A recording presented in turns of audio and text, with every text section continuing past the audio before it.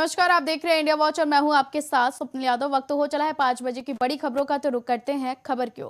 उत्तर प्रदेश विधानसभा में वक्फ संपत्तियों को लेकर उस वक्त माहौल गर्मा गया जब सरकार की ओर से जवाब दे रहे मंत्री ओपी राजभर और समाजवादी पार्टी के विधायकों के बीच तीखी बहस हो गई। सवाल जवाब के दौरान मामला इतना बढ़ गया कि सदन में शोर शराबा शुरू हो गया। सपा विधायकों ने वक्फ संपत्तियों के प्रबंध, अतिक्रमण और कथित अनियमितताओं को लेकर सरकार पर गंभीर आरोप लगाए। भी कर रही है।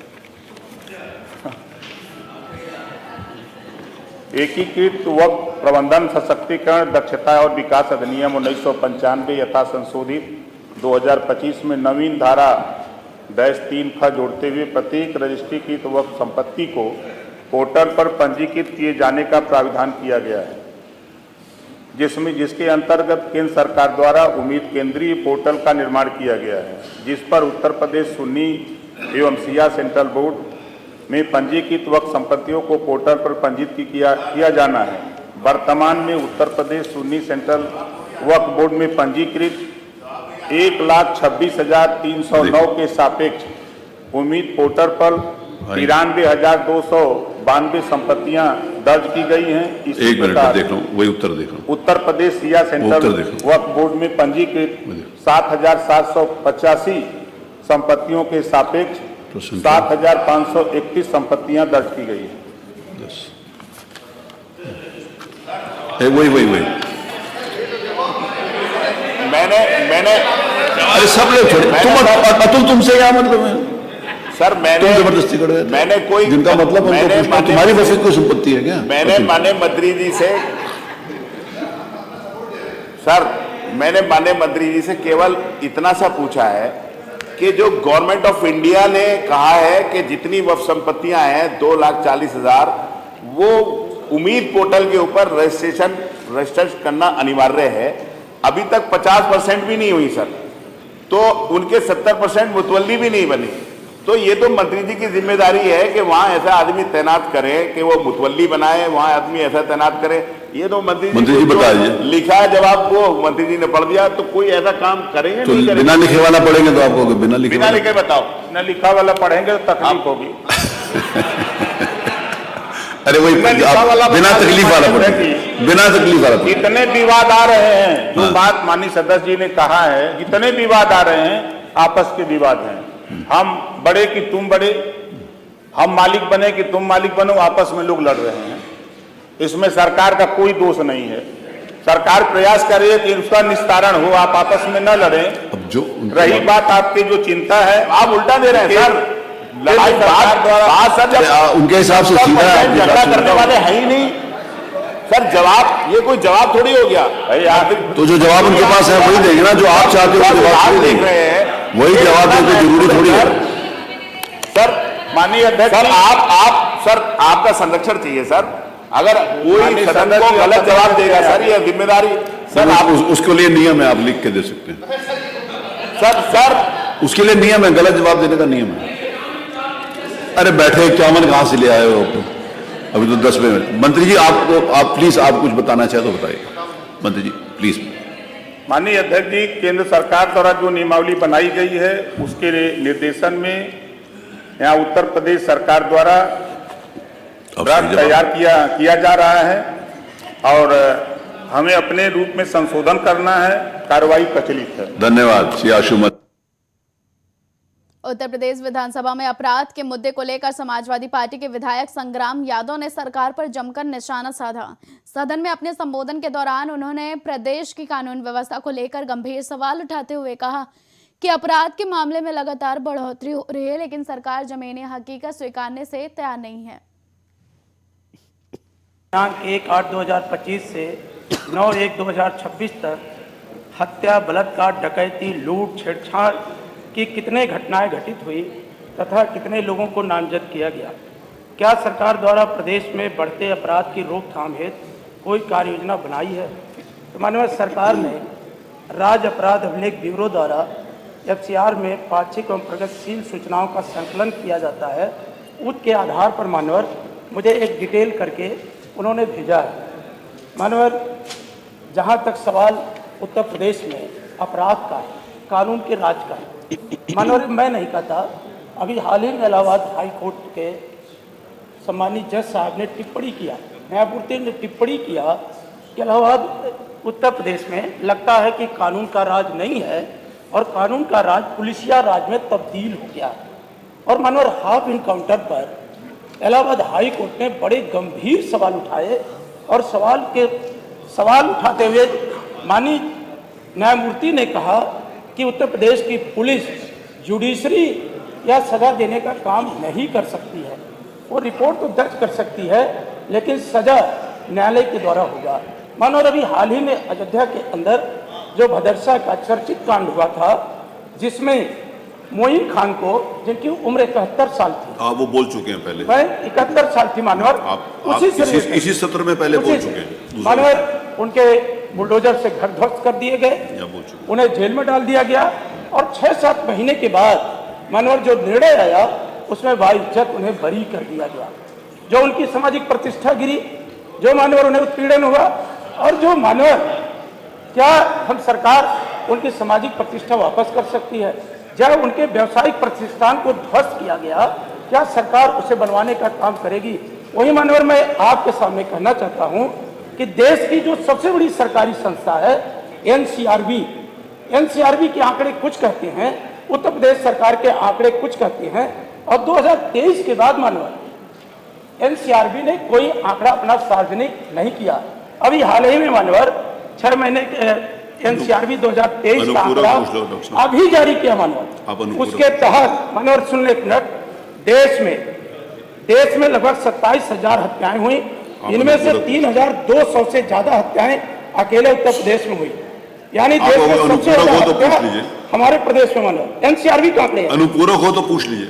मानवर 2023 में नहीं है तो 4,48,000 महिला अपराध हुए, 66,000 से ज्यादा उत्तर प्रदेश के हैं। मनोहर एक और बोल करके मनोहर, उसके बाद धन्यवाद सर, दलितों में आपके पास कोई अनुपूरक है नहीं, मैंने कई बार आपसे निवेदन किया कि अनुपूरक पूछ। मानवर मैं पूछ रहा हूँ, आप संरक्षण दे मानवर, आप अब मैं कह दो रहा, पूछो मानवर में दलित उत्पीड़न में 57,000 प्रश्न पूछो। देखिए 3 मिनट हो गए, अब आप प्रश्न पूछना चाहते हैं तो प्लीज पूछ लो, नहीं पूछना चाहते तो कोई बात जानना चाहता हूँ। हाँ प्लीज, कि जहां एक तो एनसीआरबी अपने आंकड़े साबित नहीं किया, जो उत्तर प्रदेश के आंकड़े और देश के आंकड़े में मानव अंतर है, प्रश्न तो मैं सरकार से जानना चाहता हूं कि जब सरकार धर्म और जात के आधार पर पुलिस के हवाले पूरी कानून व्यवस्था कर दी है, क्या आप कोई ऐसा प्रभावी तंत्र विकसित करेंगे? तो आपने दे दिया 109, 112, तो ये तो प्रश्न पहले से व्यवस्था प्रचलित है। सर आपसे प्रश्न पूछा नहीं तो सबके लिए फिर वो व्यवस्था होगी तो आपका प्रश्न आएगा नहीं। फिर मैं सरकार से जानना चाहता हूं कि क्या कोई प्रभावी ऐसी प्रक्रिया अपनाएगी जिससे कारण जो आपकी जीरो टॉलरेंस की नीति है वो प्रभावी तरीके से काम कर सके? मैं मानव यही जानना चाहता हूं। राम मंदिर निर्माण समिति की 2 दिवसीय बैठक में शामिल होने के लिए इस समिति के अध्यक्ष नृपेंद्र मिश्र ने मंदिर निर्माण से जुड़े कार्यों को लेकर अहम जानकारी साझा की। उन्होंने बताया कि मंदिर से जुड़े लगभग सभी कार्य तेजी से अपने अंतिम चरण की ओर बढ़ रहे हैं और अब अधिकांश व्यवस्थाएं पूरी तरह नियंत्रण में हैं। नृपेंद्र मिश्र ने वर्तमान में प्राथमिकता स्मारक निर्माण और उसी प्राचीन स्थल के संरक्षण की जानकारी दी जहाँ पहले भगवान विराजमान थे। क्या मुझे उसको हम प्रयासरत हैं कि पूर्ण कर लें। सभी चीज़ें अब नियंत्रण में है। जो मुख्य निर्माण कार्य हम इस समय देख रहे हैं विशेष रूप से वो स्मारक है, मार्टर्स मेमोरियल, और जो मंदिर, पुराना मंदिर था जहाँ भगवान विराजे थे, वो भी स्मारक के रूप में रखा जाएगा। तो ये दोनों चीज़ें हम लोग निर्माण में हैं। पूरी आशा है कि मार्च 31 या 31 अप्रैल तक ये पूर्ण हो जाएगा। तो इस प्रकार अब निर्माण समिति के समक्ष चुनौती तो केवल संग्रहालय की मुख्य रूप से होगी। संग्रहालय की समीक्षा की जानी है। यद्यपि उसकी जानकारी प्रतिदिन मिलती है मुझे। वर्तमान में संग्रहालय में जो 20 गैलरी हैं उसमें क्या कंटेंट जाएगा उसका स्क्रिप्ट लिखा जा रहा है, और जो एक हनुमान जी का वहां पर अलग से गैलरी है, IIT चेन्नई जो निर्माण कर रहे हैं, वह लगभग 30 सितंबर को पूर्ण हो जाएगा। हम लोग कम से कम, मैं आपको यह अवश्य कह सकता हूं कि मेरा अनुरोध होगा कि सामान्य श्रद्धालुओं को सीमित रूप से सितंबर के बाद संग्रहालय में जाने की अनुमति मिलनी चाहिए। आपका स्वाभाविक प्रश्न होगा कि मंदिर में जो सभी निर्माण कार्य हैं तो श्रद्धालु वहां पर कब जाएंगे। तो कल मेरी चर्चा हुई थी श्री चंपत राय जी से और ट्रस्ट के अन्य लोगों से, और पुनः मैंने कहा कि अब श्रद्धालुओं को अनुभव के लिए भी ये आवश्यक है कि धीरे धीरे छोड़ा जाए, लोग जाएं सभी जगहों पे। यह निर्णय लिया गया है कि महामहिम राष्ट्रपति जी की यहाँ पर यात्रा के बाद जो 19 मार्च को है, उसके बाद निश्चित रूप से श्रद्धालुओं को प्रारंभ में लगभग 1000 से 1500 लोगों को पास की व्यवस्था से सभी स्थानों के दर्शन करने की अनुमति दी जाएगी। बिहार की राजनीति से निकलकर अब राष्ट्रीय जनता दल के नेता तेज प्रताप यादव ने सियासी धारा बढ़ाने की तैयारी शुरू कर दी है। आगामी चुनावों को देखते हुए राष्ट्रीय जनता दल यानी कि आरजेडी अब पश्चिम बंगाल में अपनी राजनीतिक चुनौती पेश करने की रणनीति पर काम कर रही है। सूत्रों के मुताबिक तेज प्रताप यादव ने बंगाल के पार्टी संगठन मजबूत करने, सामाजिक समीकरण साधने और जमीनी स्तर पर कार्यकर्ताओं को सक्रिय करने के लिए कमर कस ली है। प्रोफेसर टीचर टाइप के लोग ही सब जुड़ते हैं संगठन में। संगठन को मजबूत, अगर संगठन मजबूत होगा तो आगे हम लोग सब लोग मजबूत रहेगा। संगठन नहीं रहेगा तो कुछ कोई मतलब नहीं है सर किसी भी पोस्ट का। बंगाल चुनाव में सर बड़ी बड़ी पार्टियां हैं, एक तरफ ममता बनर्जी की पार्टी, दूसरे साइड भाजपा है। वैसे में सर आपकी पार्टी नई है, कैसे जगह बना पाएगी बंगाल में? क्यों नहीं बना पाएगी? आप लंथदिया पार्टी समझे हैं क्या? हमारा पार्टी जो है जिस तरीके से 44 सीटों पे हम लोग ने बिहार को फेस करने का काम किया, लड़ने का काम किया। ऐसा तो नहीं था कि पार्टी बनाए या मैदान में उतरे नहीं। हमने 44 कैंडिडेट अपने मैदान में उतारने का काम किया, और पार्टी में तो हार जीत लगा रहता है। तो रहा बात बंगाल में चुनाव का, तो चुनाव को हम लोग फेस करेंगे, लड़ेंगे, और हमें पूरा उम्मीद है बंगाल से कि जो कैंडिडेट हम लोग अपना जनशक्ति जनता दल से उतारने का काम करेंगे सब जीतेगा। अपने आज प्रभारी भी नियुक्त किया। प्रभारी तो संगठन में पद और प्रभारी तो नियुक्त करना ही पड़ेगा, जिम्मेवारी तो देना पड़ेगा, तभी संगठन धारदार बनेगा।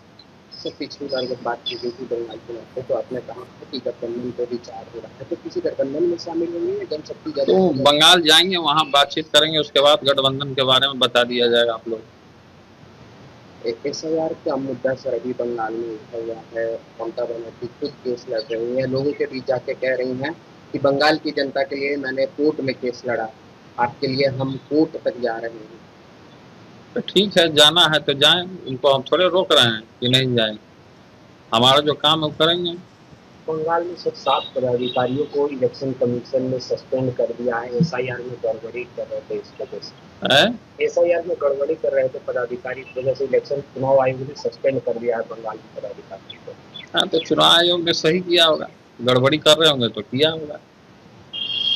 सर SIR को लेकर सर लगभग पूरे देश के विपक्ष है, भाजपा के ऑपोजिशन SIR के मुद्दे पे लगभग भाजपा के ऑपोजिशन पार्टी जो भी है वो कह रहे हैं कि SIR सही तरीके से नहीं हो रहा है। आपको क्या लगता है सर, SIR क्या सच में सही तरीके से नहीं हो रहा है? अब क्या हो रहा नहीं हो रहा तो समय आने पर पता चल जाएगा।